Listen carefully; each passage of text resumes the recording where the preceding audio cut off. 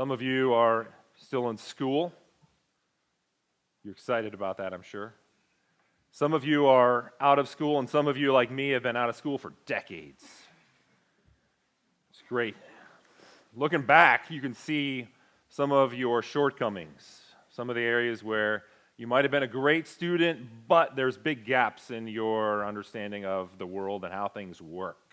For me, one of those things is history. If I could go back and do it over again, I would put a little more effort into history, because obviously I can't learn anything anymore.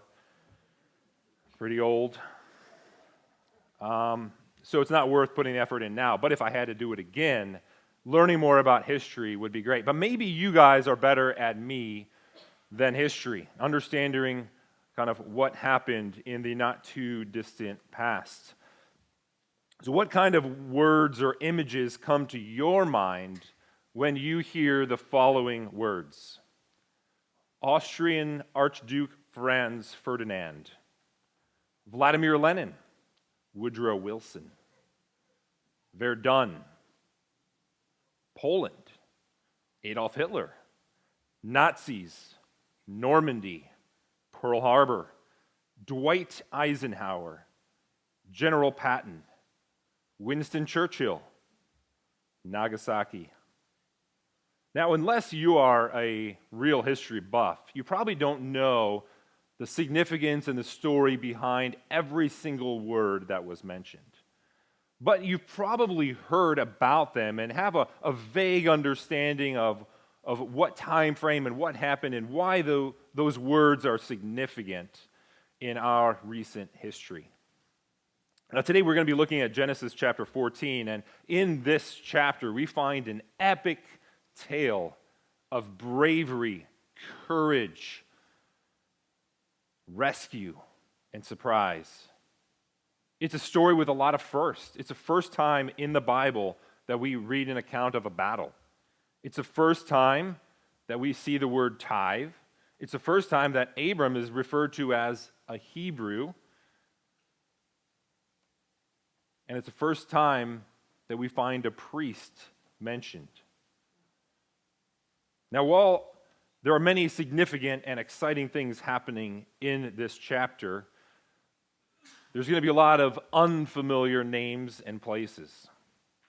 They're going to sound very strange to us, but they would not have sounded strange to the original audience, to the Israelites gathered at the edge of the promised land, listening to Moses recount to them by the revelation of God the history of their nation, of what had taken place in the very land they were preparing to go back into. They're going to find out that this isn't the first time that God had led people to this promised land. And it wasn't the first time there were going to be battles with peoples with strange names like the Perizzites and the Amalekites and the Amorites.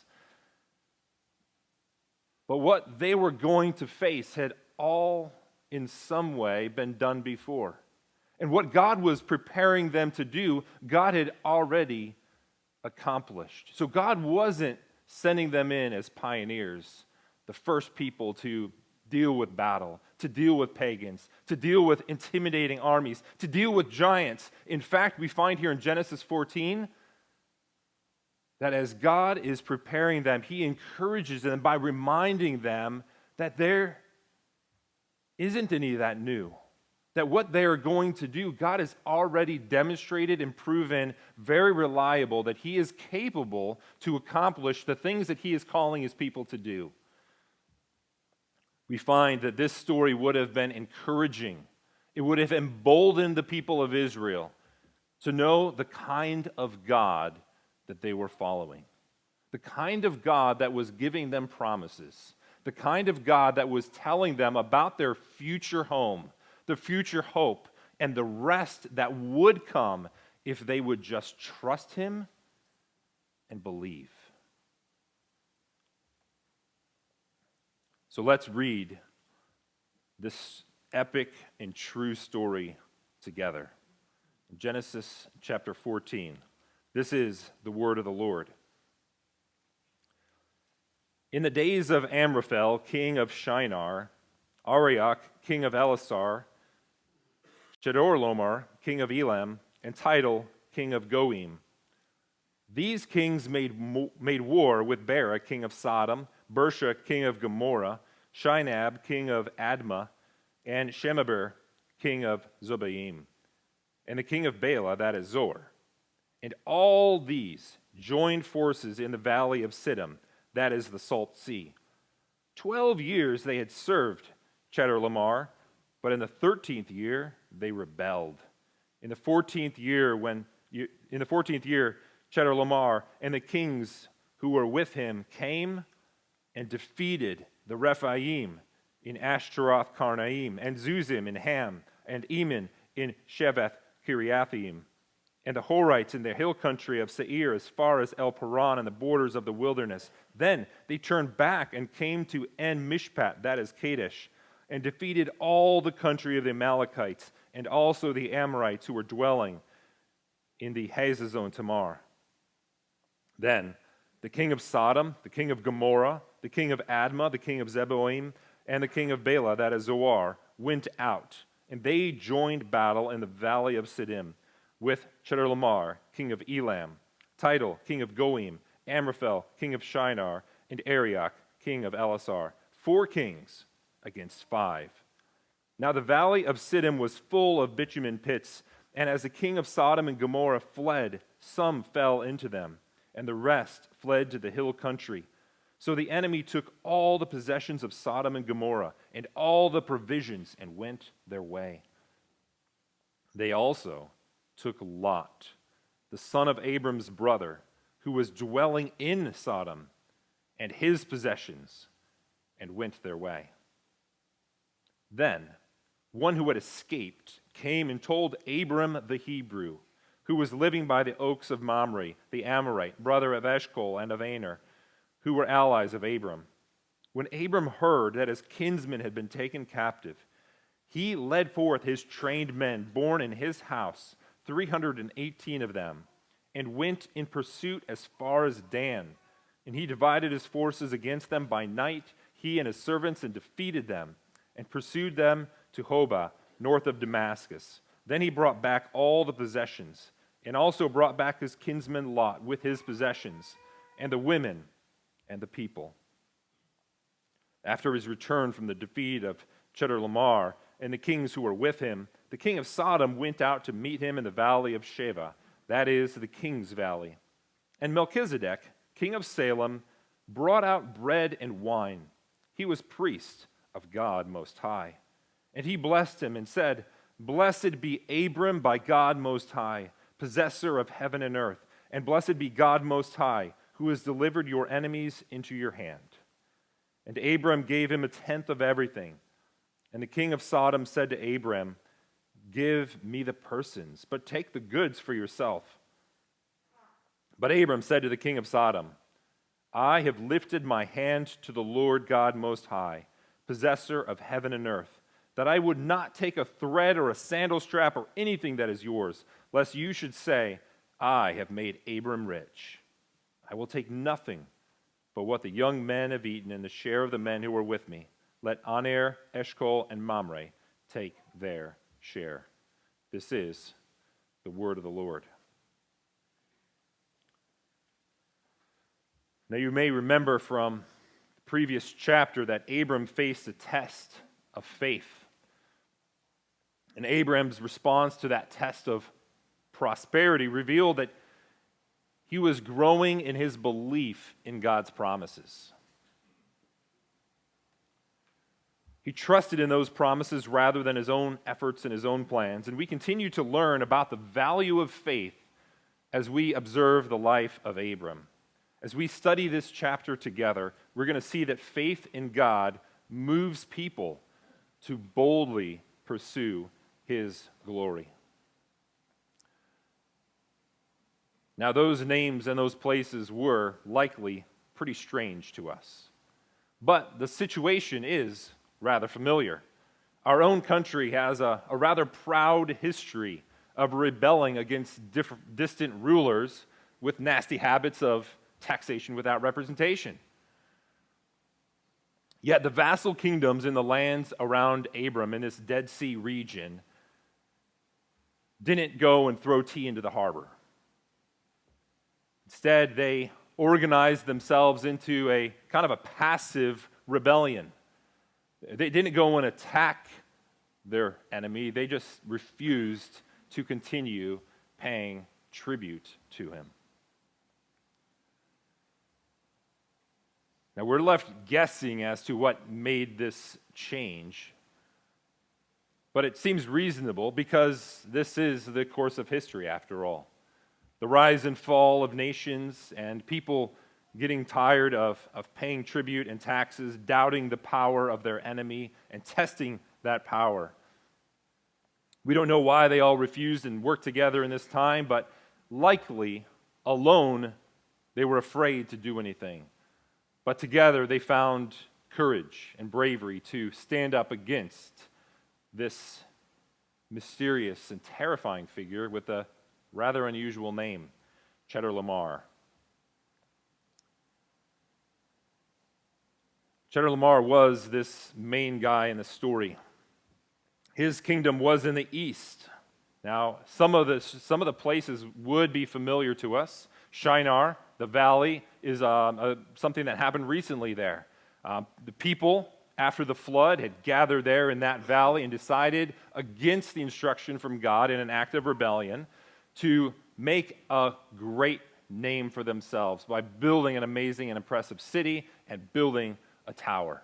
And God punished them and dispersed them with the languages, and they spread out from there. And one of the kings was from that area, in the Babylonian region. Chedorlaomer was most likely to the east, and there were some other kings to the north. And these were pretty far from where Abram and Lot were. And their forces converged and gathered in the natural where you go, based on where the mountains and different paths and normal trade routes were, north of the Dead Sea region, up there near Damascus. And the armies converged there and started their march south. And the way this story is told begins with kind of one of the most likely fearsome accounts for the nation of Israel as they were listening to this. Because they would have remembered that the people of Ephraim were the legendary warrior giants. These people were esteemed, they were feared. There were stories told around about these guys around campfires at night. And they fell before this marching army. The idea is that if they couldn't stand against this army, who can stand? And quickly, the story just moves on. It's like they are just following this path south. This path south is commonly referred to as the King's Highway. It's a normal trade route and would have been used, likely, by trade within all of those different little vassal kingdoms and the empire of Chedorlaomer. And so travel along this route was rather common, and so people along that route likely knew what was coming, and it seemed to be inevitable. All those names and all those places were included in this story to make it abundantly clear that this was a terrifying and real army. This wasn't like Abram, a small group of maybe tribal warriors, nomadic people groups kind of battling things out. This was an empire-changing battle. This was a kind of battle that changes the balance of power among nations. This was a big deal. This was affecting everyone in this region of the world.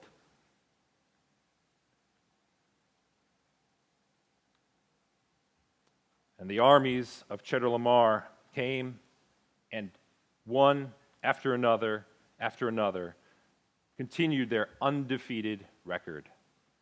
They came down all the way to the tip of the Persian Gulf there, and then turned around and went back north. If you were tracking with it, and you can kind of see it if you look at the map there, the idea is they went past Sodom and Gomorrah. They went past where Lot was and Abraham was, just to the east. And then they skirted down and up to the west, and then kind of came back in. And so those 5 last kings that are mentioned by name, that gathered their forces together and faced this terrifying army in the valley of Siddim, they had already heard about what happened to everyone else. It happened all around them. They were being basically circled in by this army. There was nowhere really for them to go. There was a path of destruction all around. And they knew what was coming. And so they gathered their forces and they met in the valley of Siddim. And we can quickly understand what happened. This undefeated, terrifying, massive military force continued their undefeated strength. Just because there was 5 kings to 4 doesn't mean that it was a larger army fighting a smaller army. We have 5 kings of small vassal cities fighting a massive empire and the army of that empire. And so the last stand by these 5 rebellious vassal kings was a complete and total failure. In the face of obvious defeat and the slaughter that was ensuing, the kings, and it's interesting to note it mentioned specifically the kings, ran away along with their military. They ran into the tar pits. And some survived and made it through and up into the hills. And the wording of this section is a little unusual. And it leads some to kind of speculate on what really happened there. Because if you read it kind of verbatim in Hebrew, it is kind of really chopped up. And it sounds like they all died in the tar pits, but then some of them escaped, which makes it confusing because if they all died in the tar pits, how can people escape if they're all dead? So it's a little choppy, which the word for falling into tar pits is the same word as if someone were to lower themselves down into a well. So the idea doesn't necessarily indicate accidentally falling and getting trapped. It could be that they knew the tar pits and went there in order to escape, and so they hid there. It's hard to know exactly what happened there, but either way, it's obvious that they were defeated and they were running scared, and only some managed to escape with their lives.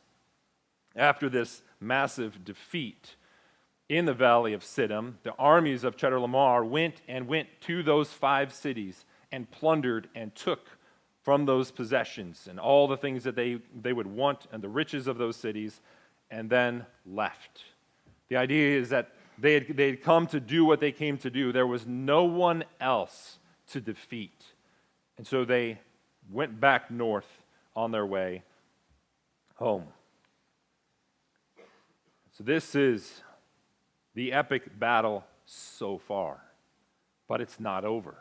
And the scale of this epic battle is given in some bit of detail to help us understand how significant the next part of the story is. Because when one of those survivors of that disastrous battle of the 5 kings against the 4 goes and finds Abram to tell him the news, Abram seems to be unaware of what's going on. He is a bit to the west. Remember in the last chapter, there was tension between Abram and Lot and their tribesmen, and Lot was given the opportunity to separate from Abram, and he took that opportunity. He separated and went towards Sodom, and we're kind of given a glimpse of what's to come, because in the end of that chapter, Lot was moving away from Abram, away from the one God had blessed, and moving towards, the way it's phrased is Sodom, which were full of evil people, enemies of the Lord God. And so Lot and his family are moving towards the enemies of God and moving away from the one whom God had blessed. And this separation takes place, and it's easy for us to kind of imagine that this is probably like, Lewis and Georgetown. Like Lot moved a couple miles east, and Abram moved a couple miles west, but they were still pretty close and still knew what was going on next door. But if you kind of get an idea from the map, what's going on, there's much more of a distance there and a separation. And so Abram hears from this fugitive about what had happened, and his response is very surprising. This epic story and the response of Abram has much to teach us about what it means to live in faith. The first thing about faith that we learn from this story is that faith leads to bold and courageous action. Here, we see Abram immediately upon news that his nephew, Lot, and his family had been taken away as captives by this massive military force, was to gather what he had. And it tells us what he had. 318 men born in his home that were trained. And so Abram, with a very, very small group of men, goes against the vastly superior, much better trained and experienced military force. And they pursue, and this isn't like a one-night travel, like you just run up there and do this rescue quick. This is about 100 miles by the time they catch up. So by the time they catch up, they're going to be tired and exhausted because they're trying to move as fast as they can in order to catch up, to get to the army before things can happen to Lot and his family, and before they're just out of reach. And so this is a significant undertaking by Abram. And by itself, that is impressive, right? If for anybody to do that, to demonstrate that kind of loyalty, boldness, and courage, that's the kind of story that gets your attention. It attracts, and you're like, that's the kind of boldness that I want to have. Like, that is noble. That is amazing. That is impressive. And it stands out. Now, what makes it even more so is that the guy that you're seeing demonstrate this kind of bold courage previously in the story was much more of a coward. And that's where the kind of shocking element comes in here. It's kind of like if you remember growing up with one of your friends, and they were kind of overweight and kind of funny looking and funny talking, funny sounding. Maybe like one of my roommates who said he was allergic to exercise, and he was being serious. And then a couple years later, you see them, and they're chiseled and ripped. They're like picking up a car and walking down the road with it. And you're like, what happened there? The shock is not just what they're doing, but it's what you've seen them not do before. And what we have known about Abram is the last time that he faced physical danger was when he had, in his own efforts to find solutions to the problems in his life, gone down to Egypt, and he was scared. This was what was going through his mind. My wife's really beautiful. They're going to see her, and they're going to be like, that guy is in the way between me and her. We're just going to wipe him out. So he was scared. He's like, he came up with this plan, and his plan was to protect his life, put his wife's life in jeopardy. The opposite of bravery, the opposite of boldness, the opposite of courage. This man was a coward.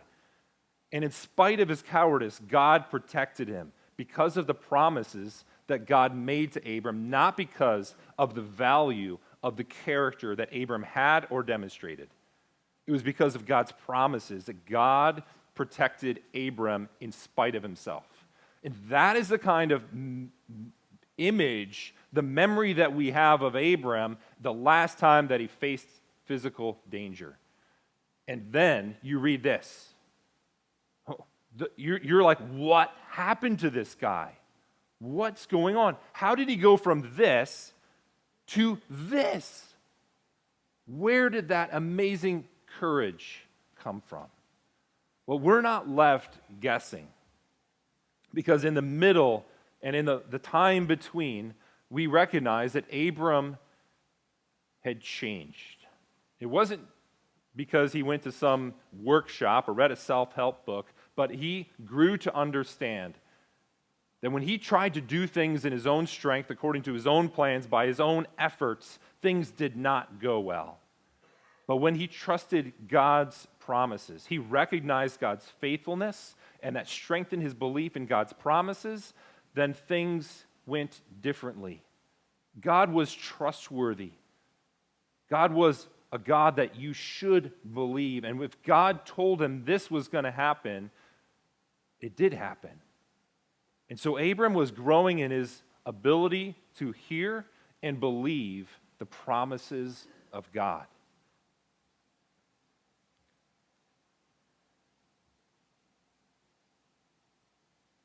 Not only was his bold courage surprising, but also the way that he treated Lot. It was rather an unfair treatment, right? Wouldn't it have been really easy for Abram to kind of sit back and even spiritualize doing nothing? I knew this was coming. I saw the direction he was going, and God is judging Lot. What a shame.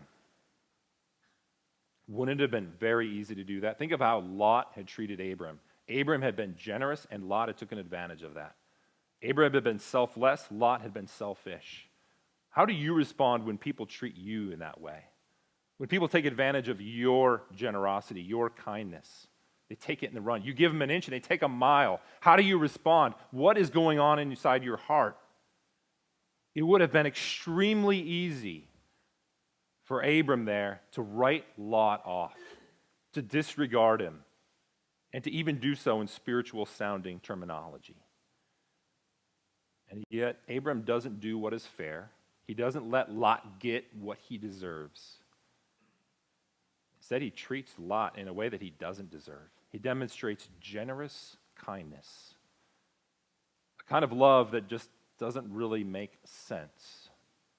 And he goes and puts his own life at risk in order to rescue someone who doesn't really deserve it. God had given that promise to Abram. He hadn't given it to Lot.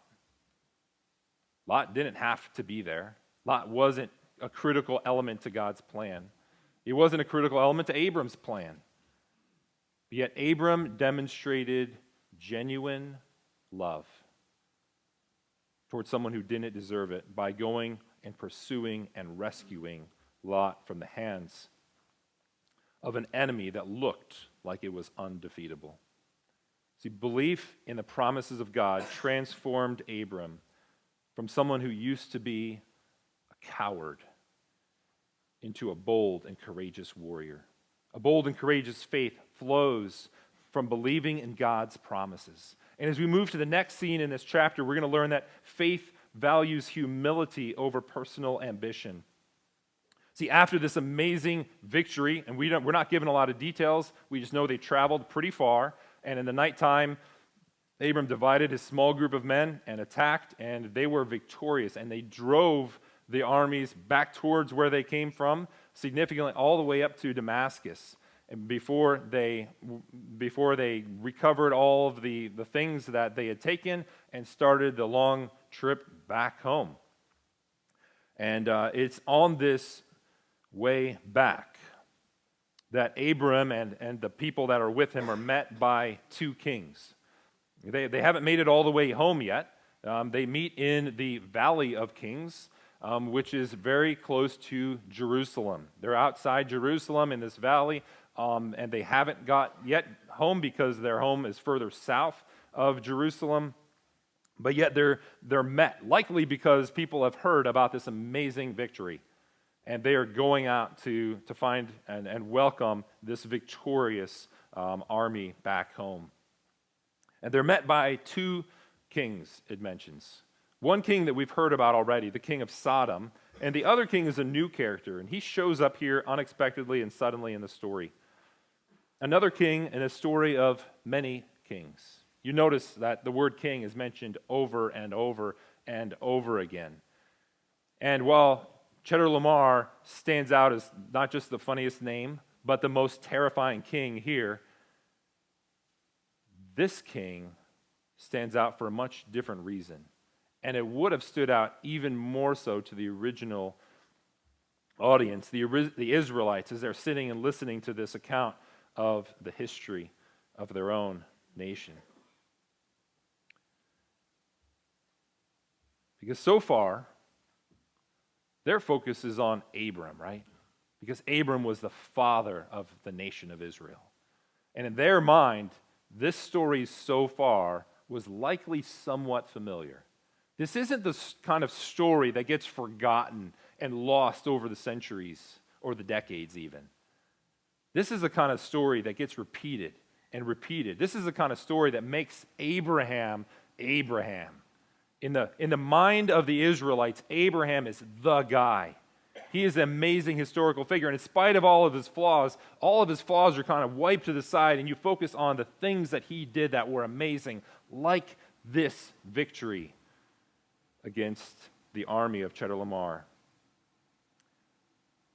And yet, in the mix of all these kings that are mentioned, we find the name of a very unusual king.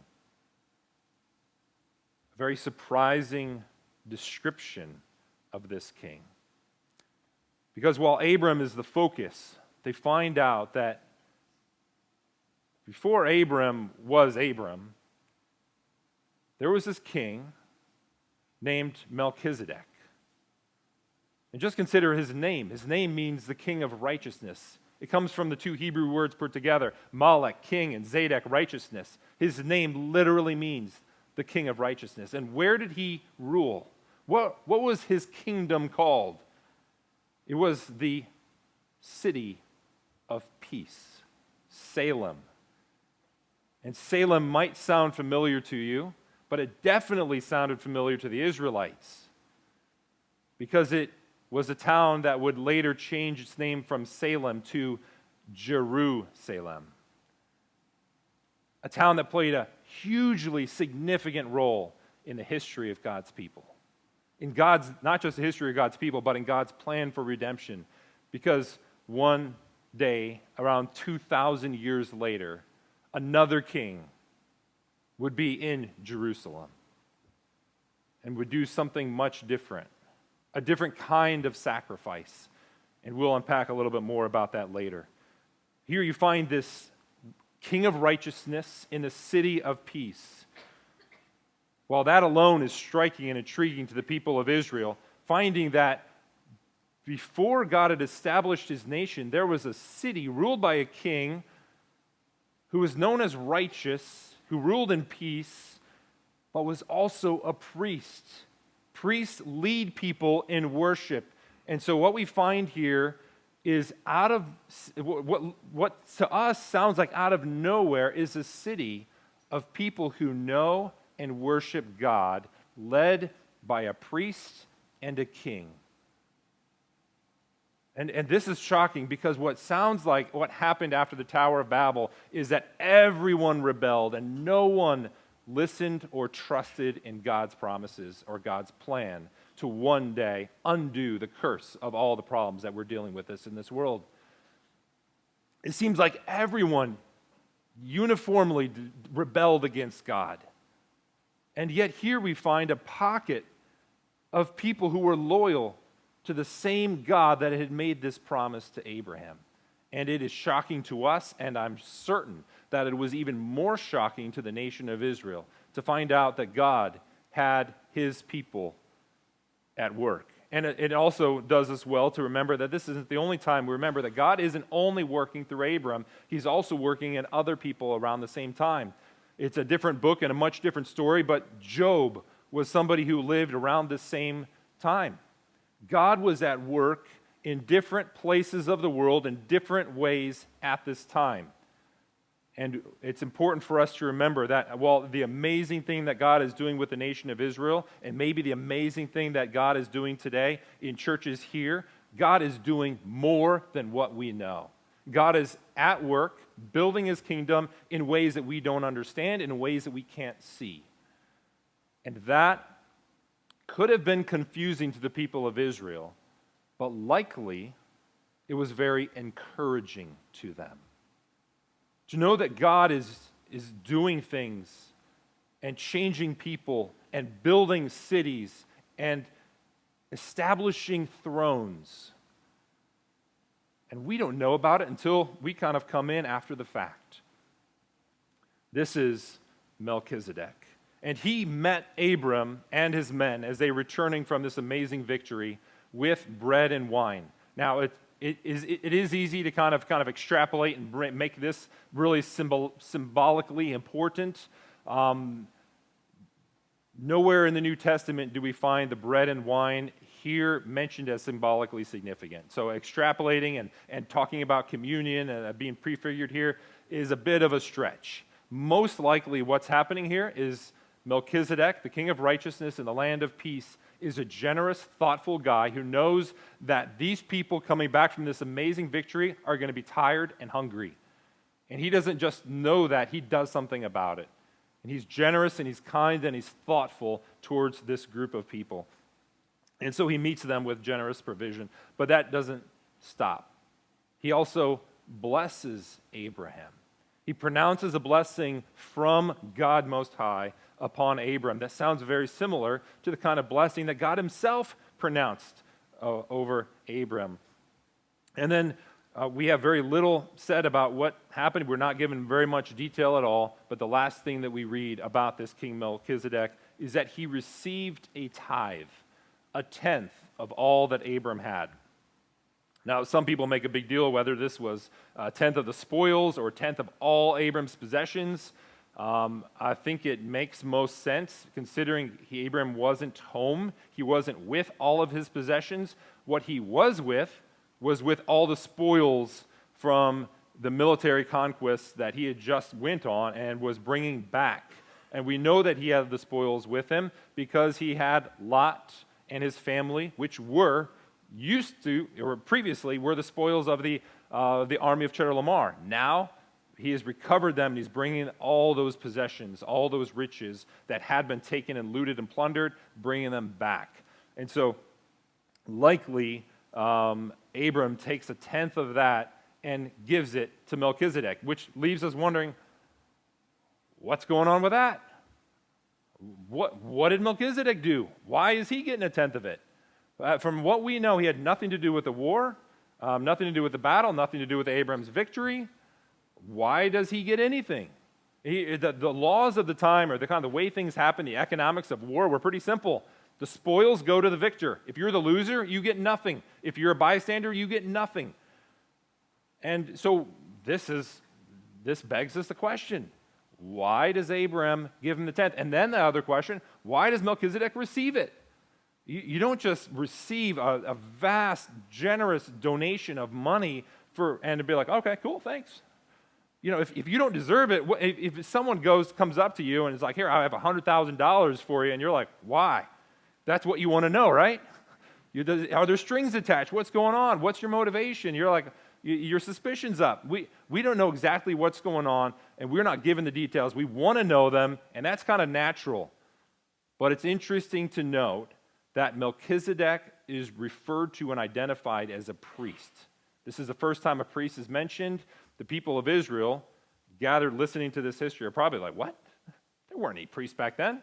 Well, I guess they were, but why? Where did they come from? How did he become a priest?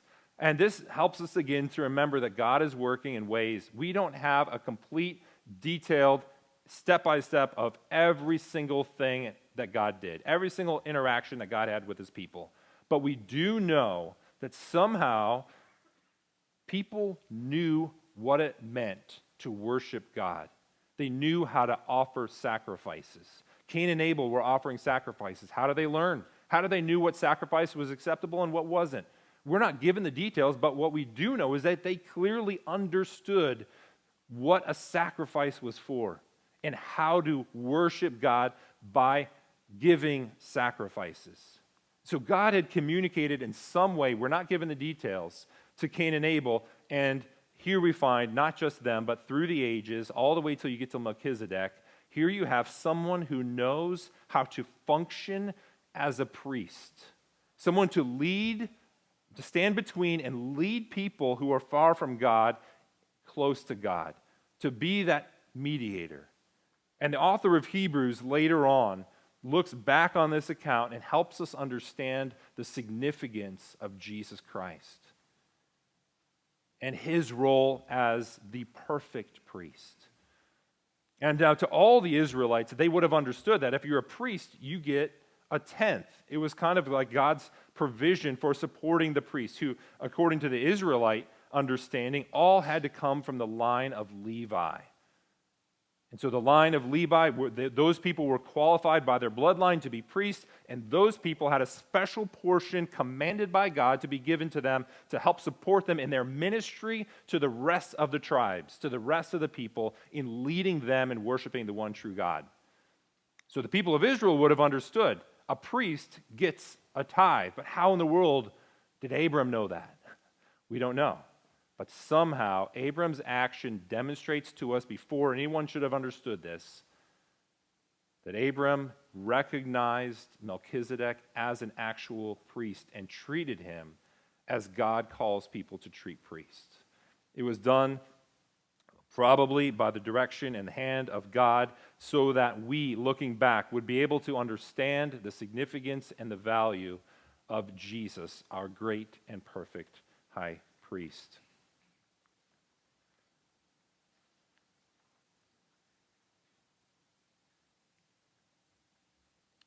Now, many people, because Melchizedek is such an interesting figure, and there's so many things that aren't explained about him, tend to jump to some conclusions that identify him as either an appearance of God, appearance of Christ, or appearance of the Holy Spirit in human form, or maybe an angel, and they have all these ideas. But the one thing that stands out in Genesis 14 is that he is identified, like all the other kings, as a king with a town that had people in it.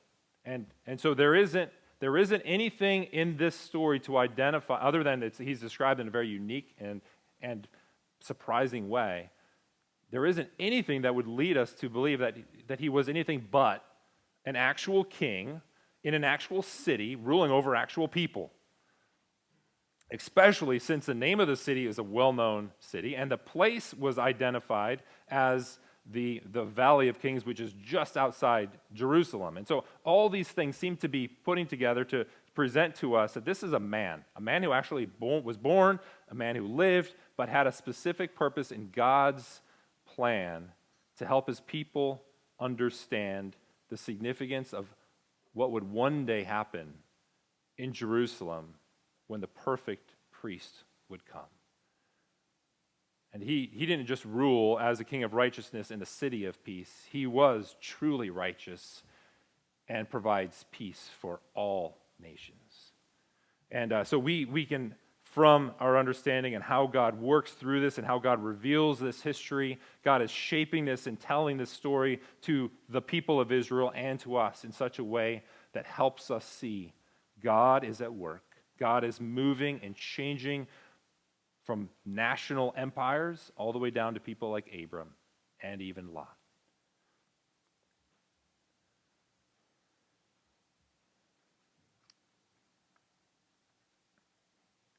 Now, Abram's response here, another important note about the fact that Abram gave a tithe to Melchizedek, is that when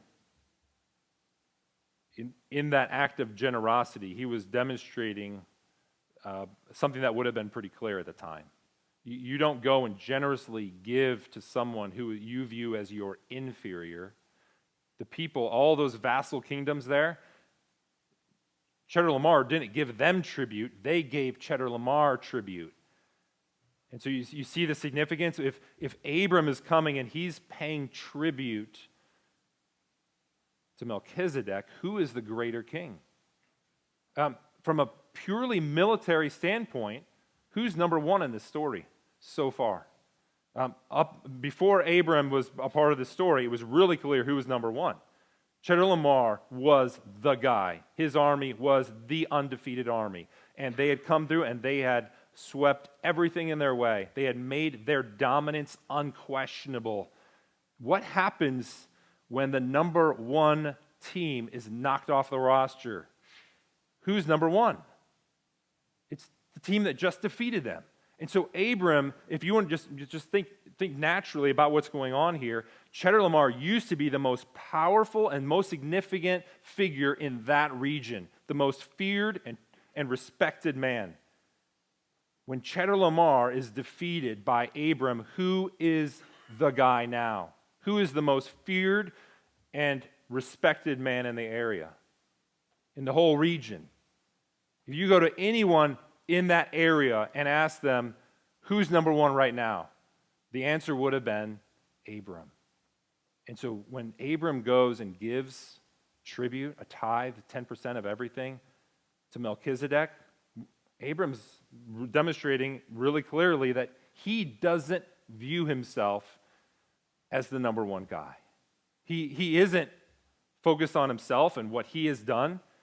Instead, he considers by his action Melchizedek as a greater one than himself. And not only does he demonstrate it by giving of tithe, but the author of Hebrews in chapter 7 looks back on this and he points it out, that blessings go from the greater to the lesser. God is the one who blessed Abram. Abram didn't bless God. And so when Melchizedek blessed Abram received that blessing, also demonstrated humility in acknowledging that Melchizedek was greater than he was. Now, for the Israelite mind to hear this, you can kind of hear a bit of friction, right? Because in their mind, Abram is number one. And they're thinking, he's the guy. And it's really easy for them, especially if you know the tradition and the history of the Israelite people. They're like, we're going to worship God, but they really get sidetracked super easy.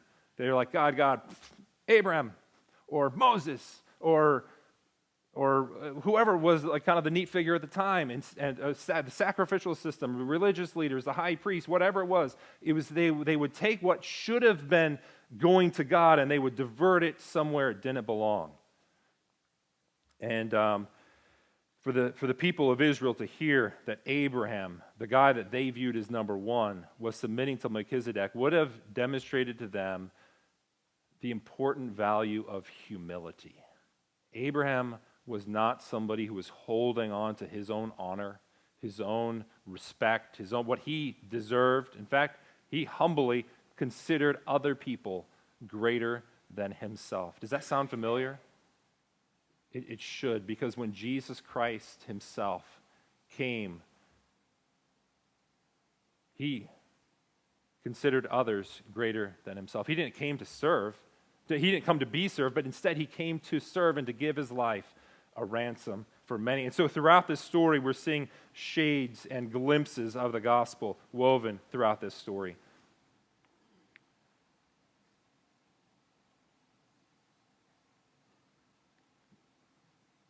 We learn about faith as we observe Abram's growth in faith. And we first saw that trusting in God's promises leads to bold courage. Now we see that humility is greater than personal ambition. Trusting in God's promises keeps our focus on the God that makes those promises and keeps those promises rather than other things and rather than ourselves. When our focus is on God and what He is doing, we will find ourselves humbly submitting to God's plan rather than setting off on our own selfish pursuits. And this leads us to the third lesson of faith in this chapter. Faith leads us to choose the glory of God rather than the treasures of this world. We find this from Abram's interaction with the king of Sodom. The king of Sodom was a shamed and defeated king. He was a king of nothing. Remember what happened to Sodom? It was destroyed and pillaged and ransacked. The only thing that was left in Sodom was what was unwanted by the military. And so the king of Sodom is the king of nothing. And he comes, and notice this is something that might not be caught first time, but remember that. And then notice how he talks to Abram. Verse 21 says, the king of Sodom said to Abram, "Give me the persons, but take the goods for yourself."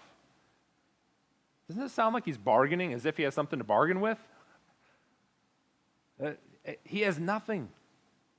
And he shouldn't be bargaining. If anything, he should be begging. But we see the kind of vaunted up, prideful act and conversation here. It stands in stark contrast to the humility of Abram that we saw earlier. But Abram, in a surprising response, actually deals pretty generously with this arrogant king. But not because of the same reasons he dealt generously with Lot. He dealt generously with the king of Sodom and the people of Sodom because he cared more about the glory of God than he cared about his own possessions. building his own wealth, making his own name great. He had learned that he could trust in God's promises, and God said he would make his name great. God said that he would make him a great nation. Abram didn't have to go and pursue it on his own terms. He didn't have to hold on to the things that God gave him because he was believing in God's promises. And so rather than risk someone other than God getting the credit for not for the victory, but instead for Abraham's growth and wealth, Abram let go of that wealth and let it go back to the people of Sodom and the king of Sodom. Abraham handled the tense diplomatic situation in a way that valued God's glory. He viewed the treasures of this world through the lens of God's promises to him. He's not just starting to do this. He had started to do this back when he was in his interactions with Lot, when he gave Lot the first choice of the land to graze with his cattle and his flocks. He was trusting that God would take care of him and God would lead him where he needed to go, and God would provide. And so he was continuing to look, not with eyes of flesh, focused on the things of this world, but he was looking with eyes of faith. And this stands in stark contrast to the actions of Lot. So far in the story I mentioned earlier, we saw this progression of Lot. And it's easy to kind of maybe minimize what Lot was doing because it does sound like he's just responding to Abraham's suggestion, Abraham's solution to the tension that was there. But Lot doesn't just choose a separate place to pasture his livestock. Lot moves away from Abram towards the enemies of God. Lot is making his choices based on what he sees. And he is valuing the things of the world, and we look at Abram's life and we see the opposite. Abram doesn't value the things of the world. He lets them go. He gives them away generously because he realizes they aren't his to begin with. Abram is viewing and acting because he has faith in God's promises. The faith in God's promises was leading him to care more about what God promised was yet to come than what was right in front of him. And Lot was demonstrating what we tend to do. We have a hard time believing what God says is going to come. Believing God's promises about our future and the place where we should call home. And we focus on everything that we can see and experience and touch. We focus on how things make us feel. And when we do that, we shouldn't be surprised that, like Lot, we will become more and more like the world. And less a part of God. How can we choose the glory of God rather than the treasures of this world? It comes from a life built on trusting in God's promises in the little things. Building layer upon layer of recognizing God as a faithful God. God as a promise-keeping God. Over and over and over throughout the Old Testament, we see promise after promise and expansion upon expansion of God's ultimate promise to deal with the sin that you and I have. Not just the sin, but the guilt that comes from that sin and the punishment that we deserve because of that sin. Over and over, God said that he was going to undo the curse of sin. He would send someone to rescue us from what we deserve. And throughout this story, we see glimpses of God is a rescuing God. God makes promises and God keeps promises. And there, when it comes to the promises that God has made to us, that he will deal with our sin through an unexpected king who would rule in a righteous way and provide peace for all people, that we can believe his promises even when we look around and the world looks very enticing. The world looks like it will give peace right now. And we're tempted to believe that we can create our own peace. But God calls us to live in this stage in between, waiting for that peace to be realized, trusting in his promises. And we can only do that when we believe his promises and focus on his glory.